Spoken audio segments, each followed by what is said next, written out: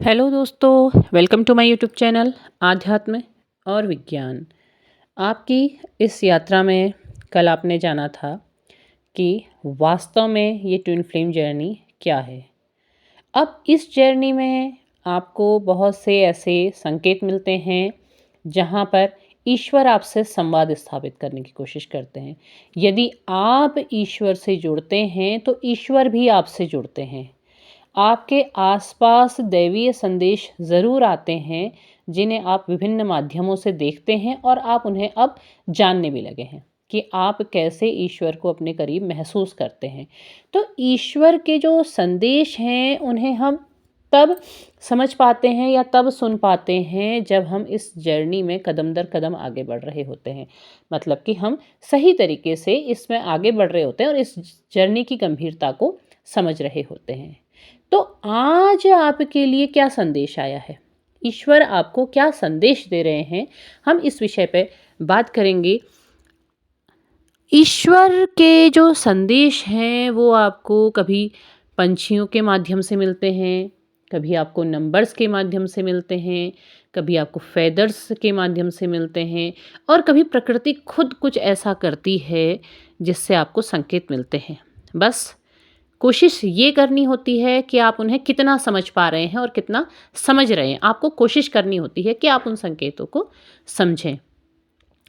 आपकी जो ये यात्रा है इसमें जो आपको अभी संदेश मिल रहा है वो यही है कि आप अपनी यात्रा पे बिल्कुल सही दिशा में हैं। सही दिशा में आप आगे कदम बढ़ा रहे हैं और सही तरीके से आपके कदम बढ़ रहे हैं। ये आपने महसूस अगर किया होगा, अगर आपने ये देखा होगा कि इस बार के फुल मून में आप पहले की तरह एंग्ज़ायटी फ़ील नहीं कर रहे हैं। आप काफ़ी बैलेंस हैं। बैलेंस इसलिए हैं क्योंकि आपने अपनी जो यात्रा है वो ईश्वर को समर्पित की हुई है। यदि आपने समर्पित की है, आपने पूरी तरह समर्पण किया है और लेट गो कर दिया है, तो आपने ये ज़रूर महसूस किया होगा कि इस बार आप पहले की तरह एंग्ज़ायटी में नहीं हैं। और अगर आप एंग्ज़ायटी में हैं, तो इसका मतलब है कि अभी आपको ज़रूरत है कि आप अपनी यात्रा को समर्पित करें, ईश्वर को समर्पण कर दें। वो अपने आप ले जाएँगे जहाँ उन्होंने ले जाना होगा। क्योंकि वैसे भी आप उसी दिशा में जाएँगे जहाँ ईश्वर ले जाना चाहते हैं। तो ज़बरदस्ती की खींचतान किसके लिए? समर्पित करके देखिए, आप बहुत अच्छा महसूस करने लगेंगे। तो और जिन्होंने समर्पण किया है और वो बैलेंस्ड एनर्जी में हैं, तो उन्हें यही संदेश मिल रहा है कि वो सही दिशा में हैं, सही ओर कदम बढ़ा रहे हैं।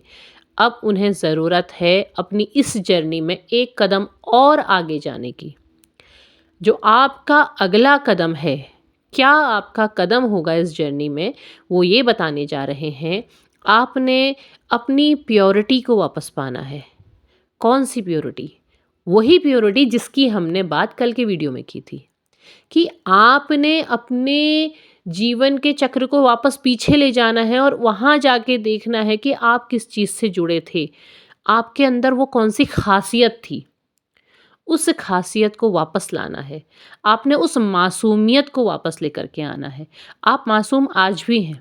आज भी आपके अंदर वो मासूमियत है, इसीलिए तो छले भी जाते रहे हो। तो लेकिन अब ये है कि आप अपने जीवन के उस पड़ाव में पहुंच चुके हो जहां पर आप के अंदर प्योरिटी तो है, मासूमियत है, लेकिन अब आप छले नहीं जाओगे। अब आप उसे समझने की कोशिश करोगे। तो अब लेकिन आपने क्या करना है, अपने अंदर उस मासूमियत को, उस प्योरिटी को इसलिए लाना है क्योंकि अभी आपकी बारी है आत्मशोधन की। आपने अपने अंदर काम करना है, आपने अपने लिए काम करना है, अपनी सोल के लिए काम करना है। यहाँ पर को आप अपनी सोल को उन सारी इम्प्योरिटी से दूर ला करके प्योरिटी की ओर को लेकर के जाना है।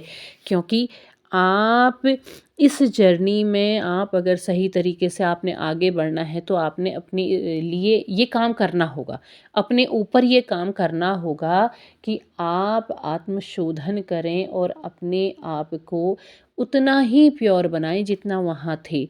आप नेचर के करीब थे तो आप वापस नेचर के पास जाइए, वापस नेचर से जुड़िए, नेचर के लिए आप काम कीजिए, नेचर को फ़ील कीजिए। जब एक बार आप किसी पेड़ को गले लगा के देखेंगे तो आप महसूस करेंगे कि वो पेड़ आपके हृदय की धड़कन के साथ धड़क रहा है।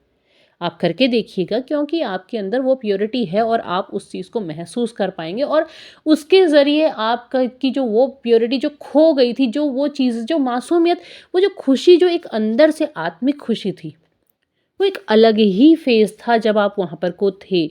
आप कभी एकांत में बैठ कर के अपने आप को एनालिसिस कीजिएगा। आप वहाँ पर कुछ और ही थे। आप सामान्य सोल नहीं थे, आप इसीलिए तो औरों के जैसे नहीं थे। आप बहुत अलग थे, आपने उस चीज़ को महसूस करना होगा। अगर आप एक बार किसी भी पेड़ को कस के पकड़ के देखिएगा, आपको बहुत ही अपनापन महसूस होगा, वो आत्मीयता महसूस होगी जैसे आपका कोई बिछड़ा हुआ मित्र हो।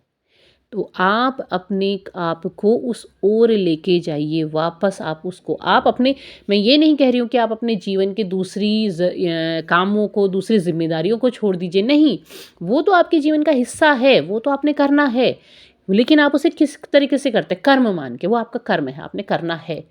लेकिन जो सोल मांग रही है वो भी तो देना ज़रूरी है, आपने कुछ क्षण देने हैं। आप अगर प्रकृति के साथ जुड़े हुए थे तो आप प्रकृति से जुड़िए। आप तितलियों से जुड़े हुए थे, तितलियाँ हैं ना, आ रही हैं आपके पास।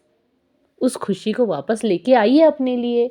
अगर आप ईश्वर से जुड़े हुए थे, आप ईश्वर की ओर आपका ध्यान था, तो आप उनसे जुड़िए, उनसे बात करने का आप उनसे अपने ध्यान के ज़रिए उनसे कनेक्ट कीजिए।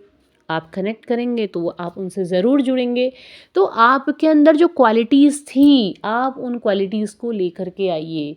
आपको डांस करने का शौक था, लेकिन आपने ज़िंदगी के भागा-दौड़ में अब उस चीज़ को बहुत पीछे छोड़ दिया। वापस लेके आइए, फिर से डांस कीजिए। आपके जो डांस में जो आध्यात्मिक पावर है वो बहुत अलग है। आप उसके ज़रिए जब आप झूमने लगते हैं तब आप उसके ज़रिए ईश्वर से जुड़ते हैं। आपको गाने का शौक था, गाइए।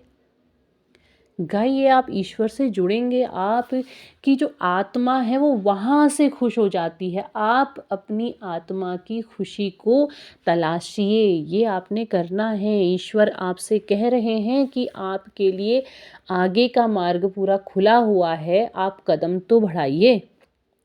आप अपने अंदर वो चीज़ लेके आइए, आपको अंदर से खुशी होगी, आपको आत्मिक शांति की अनुभूति होगी। अब आप उस तरीके से नहीं भटकेंगे जैसे अभी तक आप भटकते आ रहे थे। आपको ये करना है क्योंकि आप इस यात्रा में आगे बढ़ रहे हैं और ईश्वर आपके साथ चल रहे हैं, वो आपको संकेत देते जा रहे हैं। आप जैसे-जैसे इस यात्रा में आगे बढ़ेंगे वैसे-वैसे आप सफलता पाएँगे, लेकिन वो सफलता पाने के लिए आपको उस यात्रा पे आगे बढ़ना होगा, आपको अपने कदम बढ़ाने होंगे।